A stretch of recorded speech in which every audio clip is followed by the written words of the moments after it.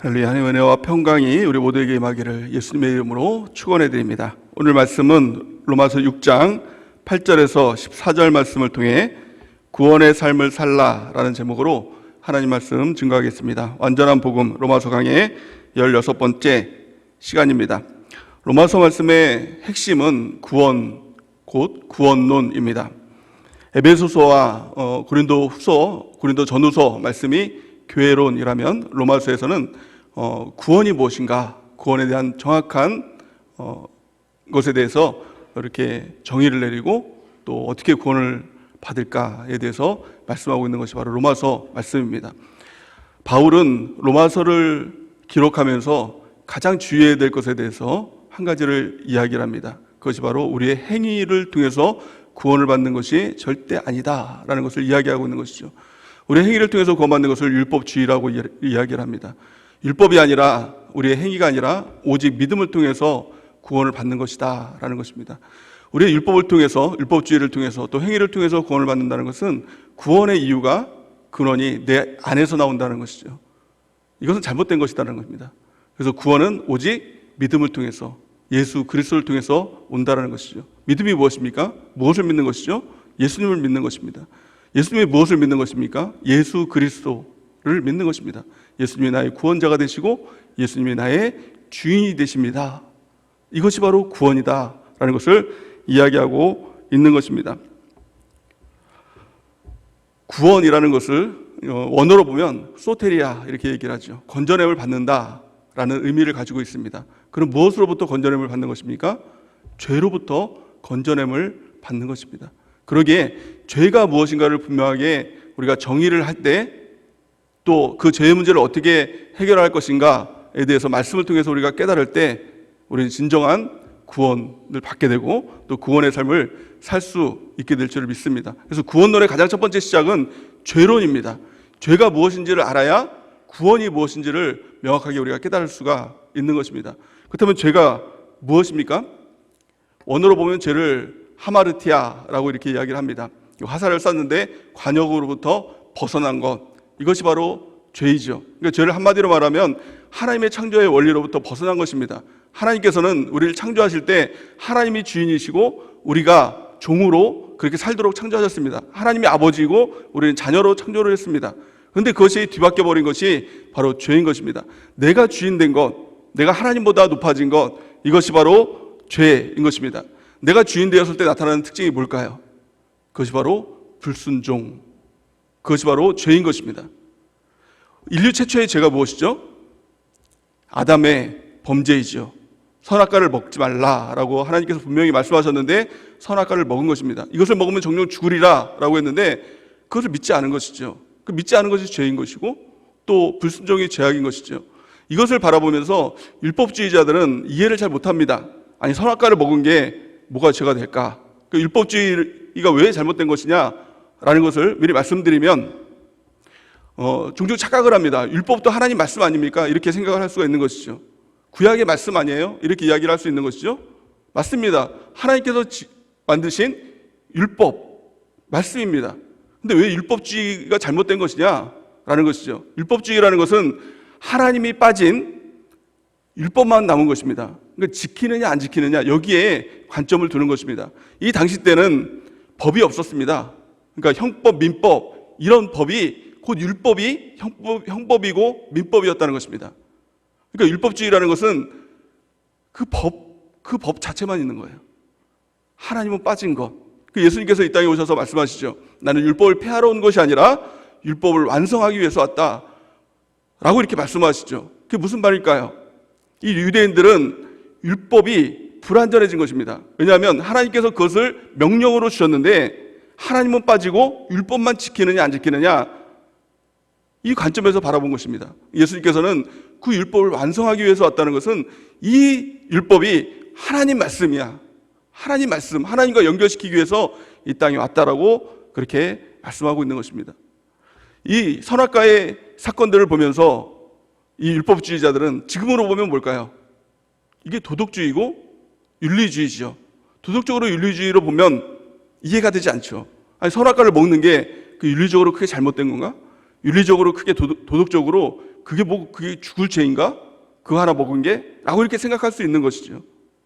그래서 심지어는 자유주의 학자들 중에서는 이것은 은유다라고 이렇게 얘기합니다. 실제로 선악과가 아니라 다른 어떤 큰 죄를 선악과에 빗대서 은유적으로 얘기한 것이다 이렇게 얘기합니다. 그 사람은 죄론에 대해서 전혀 모르는 사람인 것이죠. 잘못된 신앙을 가지고 있는 것이죠. 이것은 실제인 것입니다. 실제 선악과예요. 그 선악과를 먹지 말라고 한 하나님의 명령, 그것을 어겼기 때문에 아담과 하와는 죄 가운데 있는 것이죠. 그것이 죄입니다. 그러니까 한마디로 말하면 불순종이 죄입니다. 왜 불순종이 죄입니까? 내가 주인 되었기 때문에 불순종하기 때문에. 그러면 의가 무엇입니까? 하나님의 의, 예수님의 의가 무엇입니까? 그것은 바로 순종입니다. 칭의, 우리가 의인이 되었다는 것은 이제는 불순종에서 벗어나서 순종하는 자가 되었다는 것을 말씀하고 있는 것이죠. 성경은 이렇게 말씀합니다. 로마서 5장 19절 말씀을 같이 한번 읽어보겠습니다. 시작. 한 사람이 순종하지 아니함으로 많은 사람이 죄인 된 것 같이 한 사람이 순종하심으로 많은 사람이 의인이 되리라. 아멘. 한 사람이 순종하지 아니함으로, 이것이 바로 아담의 범죄죠.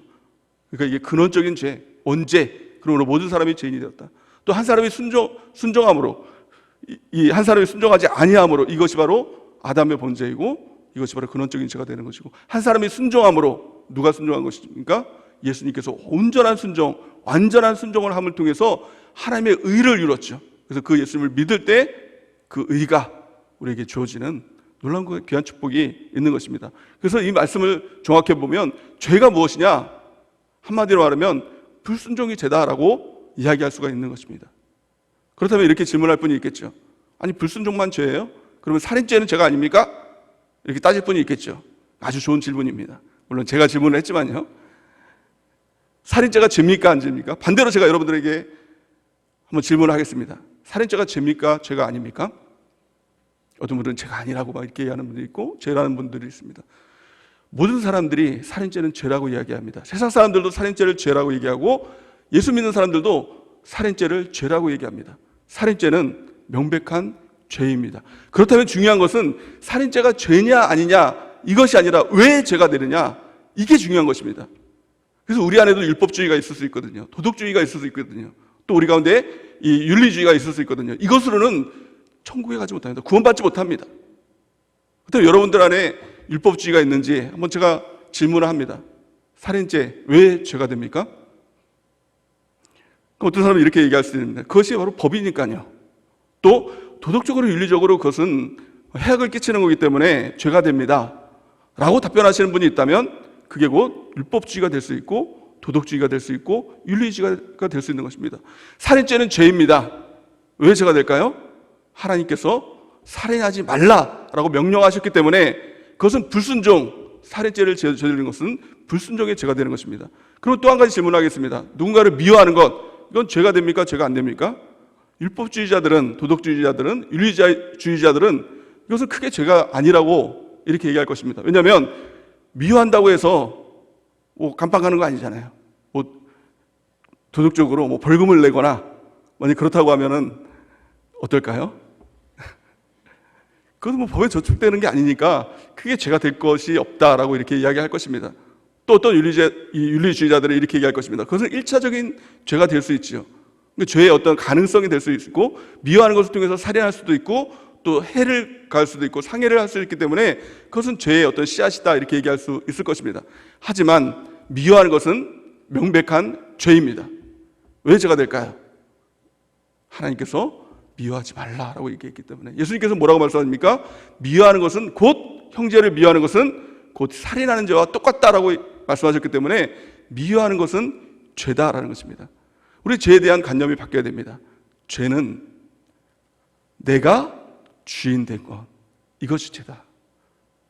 그러기에 불순종이 죄악이다라는 것입니다. 아담과 하와가 선악과를 먹기 전에 마귀가 하와에게 이렇게 다가오죠. 그래서 이것을 먹으면 너 하나님처럼 될 수 있어 라고 이렇게 이야기를 합니다. 이 말은 거짓말이었을까요? 참말이었을까요? 실제로 참말이었어요. 그것을 먹으면 하나님처럼 될 수 있어요. 그게 뭡니까? 내가 주인 될 수 있다는 겁니다. 그래서 그 마귀는 그때로부터 지금까지 끊임없이 우리를 보면서, 사람들을 보면서 너가 주인이야, 너가 주인된 삶을 살아야 돼. 주체적인 삶을 살아야 돼. 이렇게 이야기하는 것입니다. 그 마귀를 우리는 쫓아내야 되겠죠. 그것이 바뀌는 것이 무엇입니까? 순종입니다. 나는 하나님의 종입니다. 하나님은 나의 주인이십니다. 이 고백을 하면서 나가야 된다는 것입니다. 이렇게 온전한 삶을 살았던 사람이 있습니다. 성경상에 보면 다윗이라는 사람이 하나님과 마음이 합했던 사람이라고 기록이 되어 있죠. 근데 다윗의 삶은 어땠습니까? 그는 도덕적인 삶을 살았다는 것이 아닙니다. 윤리적인 삶을 살았다는 것이 아닙니다. 그는요, 하나님과의 바른 관계를 살았다는 것입니다. 그 관계가 있을 때 하나님과 마음이 합했던 사람, 온전한 사람이 될 수 있었다는 것입니다. 시편 23편 말씀에 보면 다윗이요, 그 상황을 보면 사울 왕에게 쫓겨서 광야로 내몰린 삶에서 고백했던 시, 그것이 시편 23편이죠. 뭐라고 고백합니까? 여호와는 나의 목자이시니 내가 부족함이 없습니다 라고 이렇게 고백을 합니다. 이것은 어떤 자기 체면이 아니었습니다. 실제적이었습니다. 그 어떤 삶 가운데 아무것도 없어도 여호와가 나의 목자이시니 내가 부족함이 없습니다, 이 고백을 하며 살아갈 수가 있는 것이죠. 여러분들은 어떻습니까? 부족함이 있습니까? 없습니까? 만약에 부족함이 있다면 사실 내가 주인된 삶, 내가 나를 채우려고 하는 삶일 수도 있는 것입니다.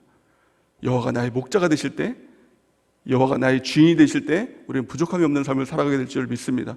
또한 시편 16편 8절에서 11절 말씀에 보면 이렇게 고백하고 있죠.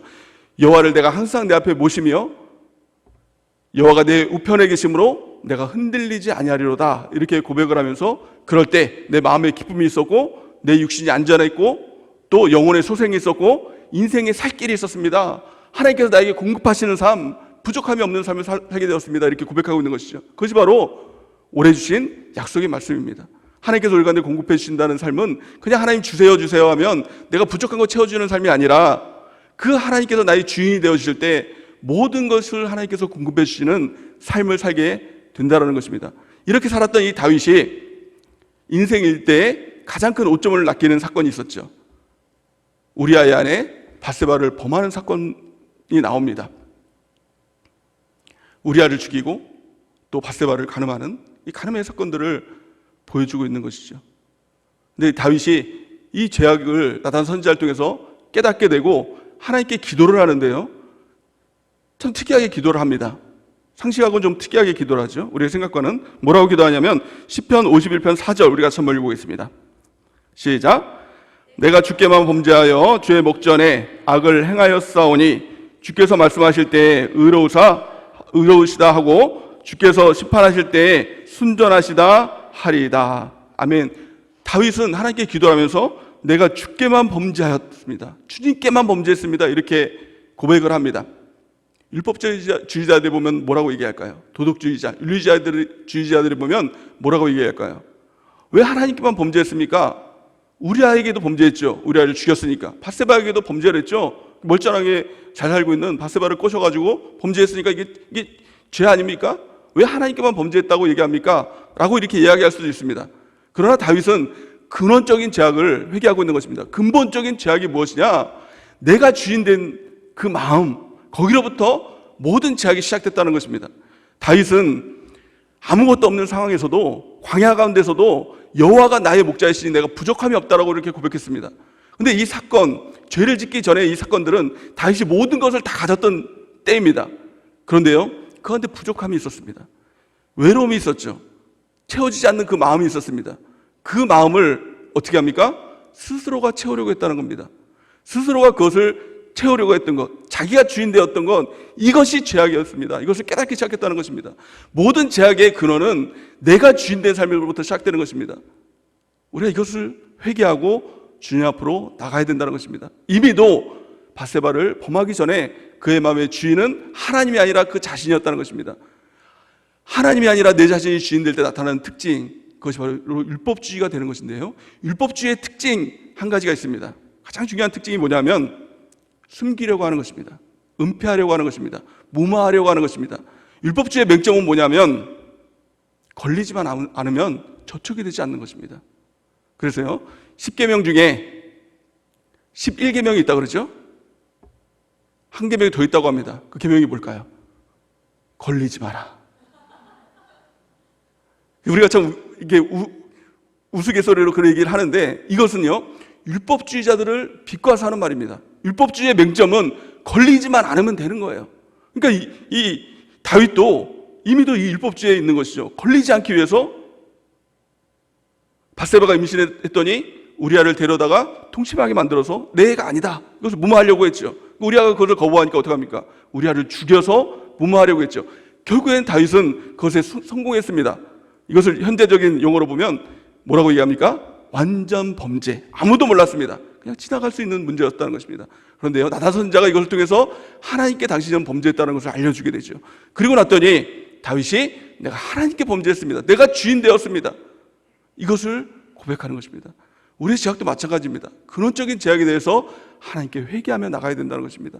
또한요, 그 죄를 회개하고 나가면서 다윗은 또 한 가지를 구합니다. 무엇을 구하냐면 시편 51편 11절 우리 같이 한번 읽어보겠습니다.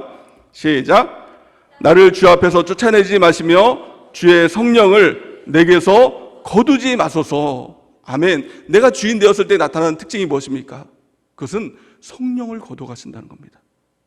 다윗은요, 그가 하나님을 주인으로 삼는 삶, 그 가운데 가장 핵심은 성령의 도우심이 있었다는 겁니다. 성령의 충만함은 하나님이 주인 된 삶으로 우리를 인도해 간다는 겁니다. 그러게 우리가 늘 성령의 충만한 삶을 구해야 되겠죠. 내가 주인 된 삶이 아니라 하나님이 주인 된 삶을 살기 위해서. 그렇다면 성령 충만함이 무엇일까요? 성령 충만함이 무엇인지 알아야 성령 충만함을 구해야 되겠죠. 단지 성령 충만함 구하라고 하니까 성령 충만함 구한다 이렇게 합니다. 또 성령 충만함은 무엇인가, 내가 가득 채워지는 것, 이것으로 생각을 합니다. 그래서 뭔가 기쁨이 가득 채워지고 무엇인가 만족이 가득 채워지고, 이것을 성령 충만함이라고 생각이 되죠. 그래서 뭔가 그것이 채워지지 않으면 나 성령 충만하지 않은가 보다 이렇게 생각을 합니다. 근데 성령이 충만하다는 것, 그것이 가득 채워진다는 것, 이것을 자꾸 오해하는 것입니다. 근데 성령이 인격체 아닙니까? 성령이 우리 가운데 오시면 홀쭉한 성령, 뚱뚱한 성령, 이런 성령이 있는 것이 아니잖아요. 또 성령이 우리 가운데 오면 자꾸 성령을 달라 그래요. 성령이 여러 분 되시는 것들이 아니잖아요. 받고 무엇인가 에너지가 아니라, 무엇인가 물질이 아니라 성령은 인격체인 것입니다. 성령이 우리 가운데 오셔서 성령이 충만하다는 것은 그런 의미가 아니라는 것입니다. 그럼 어떤 의미를 가지고 있을까요? 에베소서 5장 18절 말씀으로 같이 한번 읽어보겠습니다. 시작.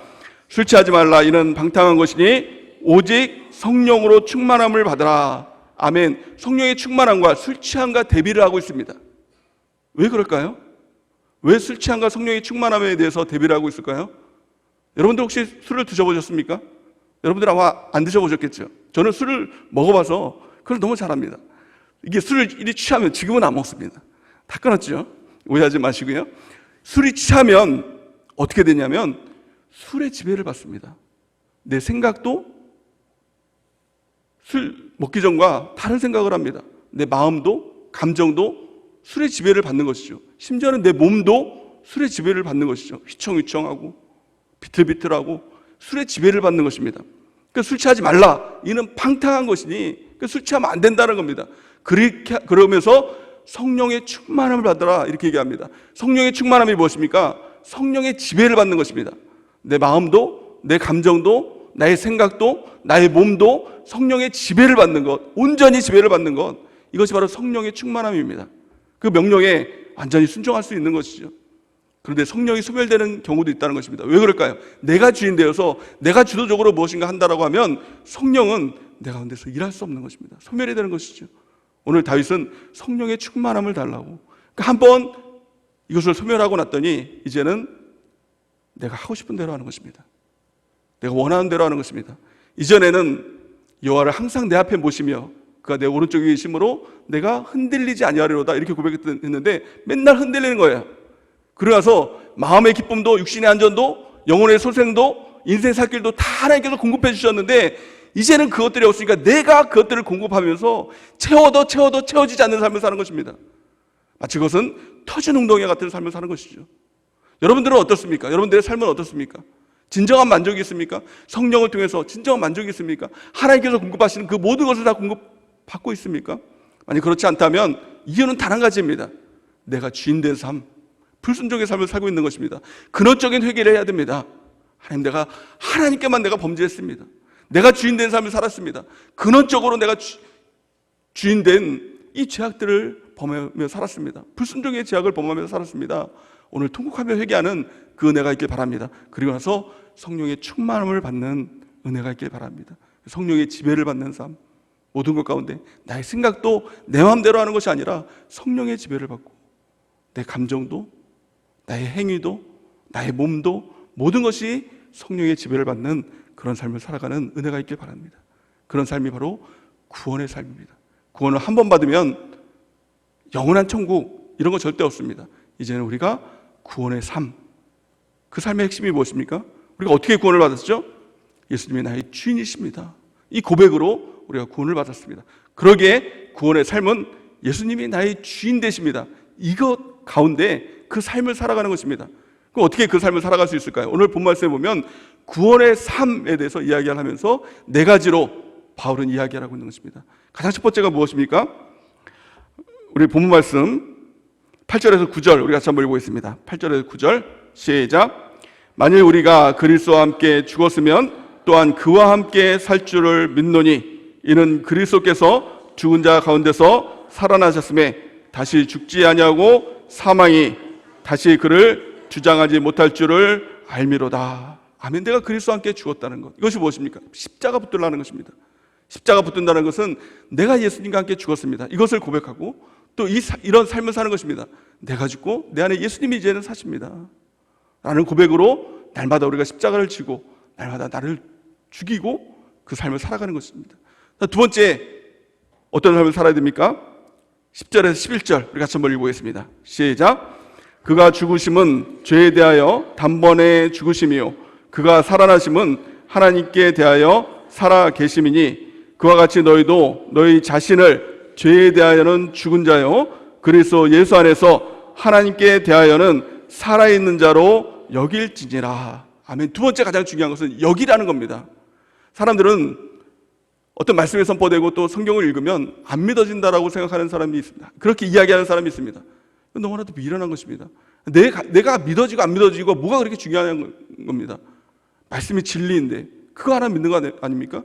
그러기에 안 믿어진다고 하는 것이 아니라 믿으라는 겁니다. 믿으면 믿어집니다. 그렇게 여기라는 것입니다. 무엇을 여깁니까? 예수님의 십자가로 나는 죽고 내 안에 예수님이 사십니다. 이것을 믿으라는 것입니다. 그럼 내가 죽는다는 것은 무엇입니까? 나는 내가 맨날 죽는다고 하면서 십자가에 내가 죽었다고 하면서 버젓이 살고 있지 않습니까? 내가 죽는다는 것이 뭐예요? 무엇이 죽는 것입니까? 오늘 성경 말씀은 한 가지로 말씀하고 있죠. 그것이 바로 죄에 대해서 죽는 것이다. 10절 말씀 보니까 그가 죽으심은 죄에 대하여 단번에 죽으시며 그가 살아나심은 하나님께 대하여 살아 계심이니라. 이렇게 말씀하고 있는 것입니다. 나는 죄에 대해서 죽은 자입니다. 이것을 고백하고 여기며 사는 것입니다. 그 죄가 무엇입니까? 똑같이 우리가 도덕적인 죄, 윤리적인 죄에 대해서 생각하면 안 되죠. 그 죄가 뭐예요? 내가 주인된 죄. 십자가를 통해서 이제 내가 주인된 죄는 죽었습니다. 이제 예수님께서 나의 주인이 되십니다 라고 고백하며 나가는 것입니다. 불순종의 죄악에 대해서 이제는 나는 죽은 존재입니다. 이제는 순종하는 존재로 내가 바뀌었습니다. 이것을 여기고 이제는 그 삶을 살아가라 라는 것을 말씀하고 있는 것이죠. 그럴 때 우리 주님께서 모든 것을 공급해 주시는 그 은혜가 우리 가운데 있게 된다는 것입니다. 또한 이제는 내가 죽고 내 안에 예수님이 나와 함께 하십니다. 이것을 여기라는 겁니다. 다윗의 삶이 무엇이었습니까? 약속의 말씀 10편 16편 8절 말씀 보니까 여호와를 항상 내 앞에 모시며 그 내 오른쪽에 계심으로 내가 흔들리지 아니하리로다 이렇게 고백합니다. 그렇다면 다윗은 그 하나님을 실제로 봤을까요? 실제로 눈에 보고 실제로 느끼고 실제로 손잡고 다니고 실제로 그런 삶을 살아갈까요? 그런 삶 살아가는 사람이 없습니다. 다윗은 그 하나님이 내 앞에 계시다고 여기며 살아갔다는 겁니다.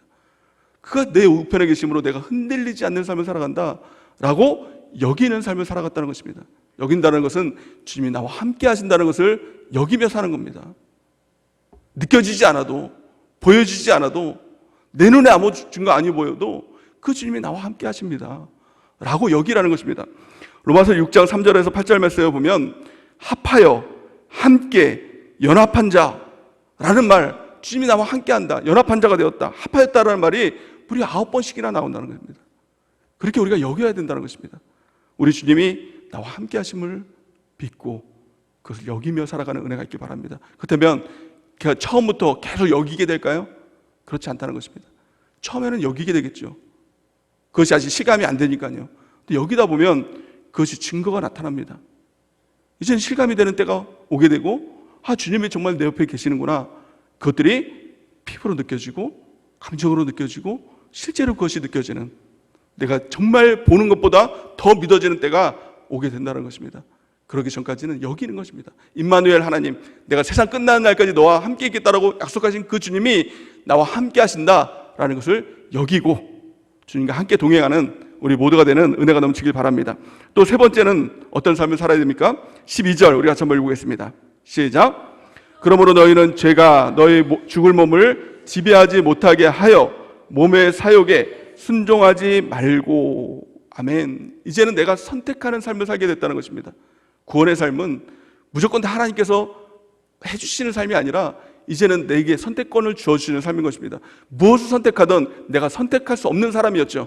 구원받기 이전에는 죄에게 끌려다니는 사람이었습니다. 죄를 짓고 싶지 않아도 죄가 이끄는 대로 끌려다닐 수밖에 없는 사람이었죠. 이제는 그 죄로부터 해방되었을 때 내가 선택하는 사람이 되었다는 것입니다. 무엇을 선택할 것인가? 그것이 나에게 선택권을 주었다는 것입니다. 이제는 내 몸의 사욕을 선택하지 말라는 것입니다. 나의 욕심을 선택하지 말라는 것입니다. 오직 말씀을 선택하고 예수님을 선택하고 하나님의 뜻을 선택하는 우리 모두가 되는 은혜가 있기 바랍니다. 누구에게 순종할 것인가? 그것이 우리의 삶에 있어서 주인을 결정하는 것입니다. 우리가 구원받았다고 하더라도 여전히 돈을 선택하고 돈에 순종하며 살면 돈이 나의 주인이 되는 것입니다. 여전히 내 몸, 내 욕심, 내 사욕을 선택하며 그것에 순종하며 살면 내 자신이 우상된 삶, 내 자신이 주인된 삶을 살아가게 되는 것입니다. 우리가 선택권을 주었을 때 오직 하나님을 선택하고 말씀을 선택하고 하나님의 종으로 살아갈 때 진정한 구원의 삶을 살아가게 되는 것이죠. 성경은 이렇게 말씀합니다. 로마서 6장 16절 우리 같이 한번 읽어보겠습니다. 시작. 너희 자신을 종으로 내어주어 누구에게 순종하든지 그 순종함을 받는 자의 종이 되는 줄을 너희가 알지 못하느냐? 혹은 죄의 종으로 사망에 이르고 혹은 순종의 종으로 의에 이르게 되느니라. 아멘. 우리가 주님을 선택할 수 있도록 우리 주님은 우리에게 성경을 주시고 성령을 주시고 교회를 주셨습니다. 그래서 우리가 끊임없이 성경과 성령과 교회를 의지해서 하나님을 선택하고 하나님의 종이 되어서 이 땅을 살아가는 은혜가 넘치기를 바랍니다. 예수님의 십자가의 가장 큰 의미 중에 하나는 바로 순종이죠. 죽기까지 순종한 것, 이것이 바로 십자가의 의미가 되는 것이죠. 우리가 그 마음을 품으라 라고 성경은 말씀하고 있는데요. 빌립보서 2장 5절에서 8절 우리 같이 한번 읽어보겠습니다. 시작. 너희 안에 이 마음을 품으라. 곧 그리스도 예수의 마음이니 그는 근본 하나님의 본체이시나 하나님과 동등됨을 취할 것으로 여기지 아니하시고 오히려 자기를 비어 종의 형체를 가지사 사람들과 같이 되셨고 사람의 모양으로 나타나사 자기를 낮추시고 죽기까지 복종하셨으니 곧 십자가의 죽으심이라. 아멘. 십자가의 죽으심은 곧 순종이라는 것입니다. 죽기까지 순종하는 그 의미랄까, 바로 십자가의 의미가 되는 것입니다. 예수님은 동일하게 우리에게도 그것을 요구하고 계시죠. 마태복음 16장 24절 같이 한번 읽어보겠습니다. 시작. 이에 예수께서 제자들에게 이르시되 누구든지 나를 따라오려거든 자기를 부인하고 자기 십자가를 지고 나를 따를 것이니라. 아멘. 내 자신을 부인해야 돼. 내 자신이 뭐예요? 내가 주인 되고자 하는 그 마음들, 그것을 부인하고 자기 십자가, 죽기까지 순종했던 예수님께서 주셨던 십자가와 같은 내 십자가, 순종의 십자가를 지고 주님을 따라가야 주님을 따라갈 수 있다라고 말씀하고 있는 것입니다. 마지막 네 번째 구원의 삶이 무엇일까요? 그것은 이제는 내가 내 것이 아닙니다 라는 고백을 가지고 이제는 나를 의의 무기로 하나님께 드리는 삶을 살라고 성경은 말씀하고 있습니다. 우리 13절 말씀을 같이 한번 보겠습니다. 시작. 또한 너희 지체를 불의의 무기로 죄에게 주지 말고 오직 너희 자신을 죽은 자 가운데서 다시 살아난 자 같이 하나님께 드리며 너희 지체를 의의 무기로 하나님께 드리라. 아멘. 구원받은 후에 이제는 은혜 안에 살아가는 삶이 되는 것이죠. 또한요, 이제는 내가 내 것이 아닙니다 라는 고백 가운데 하나님께 드리는 삶을 살아가야 된다는 것을 말씀하고 있는 것입니다. 로마서 14장 8절에서 9절 같이 한번 읽어보겠습니다. 시작. 우리가 살아도 주를 위하여 살고 죽어도 주를 위하여 죽나니 그러므로 사나 죽으나 우리가 주의 것이로다. 이를 위하여 그리스도께서 죽었다가 다시 살아나셨으니 곧 죽은 자와 산 자의 주가 되려 하심이니라. 아멘. 이제는 우리가 살아도 주를 위하여 살고 죽어도 주를 위하여 죽나니 그러므로 사나 죽으나 이제는 우리가 주의 것이 되었다라고 말씀하고 있는 것입니다. 이제 우리가 하나님께 드리는 삶을 사는 것입니다. 이것이 최고의 감사의 삶인 것이죠. 하나님께 드린다는 것은 내 것에서 일부를 하나님께 드리는 것이 아닙니다. 나의 시간을 드린다는 것은 내 것에서 나의 시간 일부를 드리는 것이 아니라, 나의 물질을 드린다는 것은 나의 물질에서 일부를 드리는 것이 아니라, 나의 몸을 드린다는 것은 일부를 드리는 것이 아닙니다. 나의 모든 전존재를 하나님께 드립니다. 이 고백 가운데 나가는 것, 이것이 바로 하나님께 드리는 삶인 것이죠. 또 하나님께 드린다는 삶은 하나님께서 원하시는 것, 이것을 하나님께 드리는 것이죠. 하나님께서 우리 가운데 원하시는 것이 무엇입니까? 그것이 바로 열매이죠. 열매를 드리는 삶, 의의 무기로 우리 하나님께 드리는 그 삶을 살아갈 때 진정한 하나님께서 주시는 만족, 기쁨, 은혜, 그것을 우리가 경험할 수가 있게 될 줄 믿습니다. 그래서 기독교는 어떻게 보면 아이러니입니다.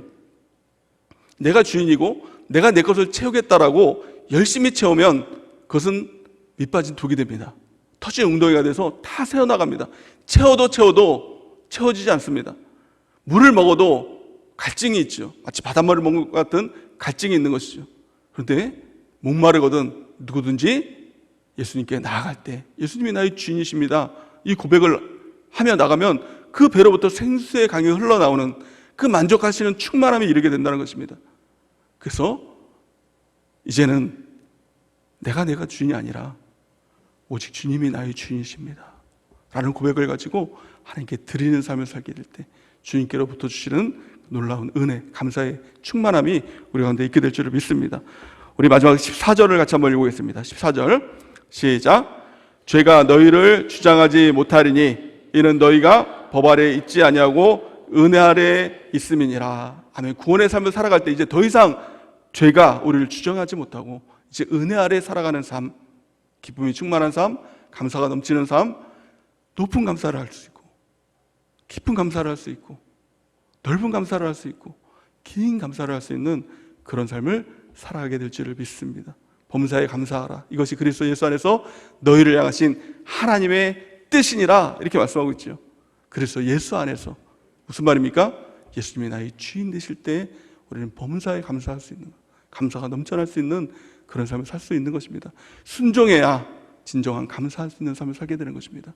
우리가 이번 한 주간 우리의 주일날 말씀을 기억하고 또 하나님 주신 말씀을 기억하면서 우리 근원적인 죄악들을 회개하고 이제는 내가 주인 되었던 삶에서 이제는 내려와 예수님만이 나의 주인이십니다. 이 고백 가운데 우리가 순종의 삶을 선택하며 살아가는 은혜가 넘치길 바랍니다. 그럴 때 우리 가운데 놀라운 감사의 그 은혜가, 감사의 홍수가 우리 가운데 넘치게 될 줄을 믿습니다. 그 삶이 우리의 모든 삶이 되기를 예수님의 이름으로 간절히 축원해 드립니다.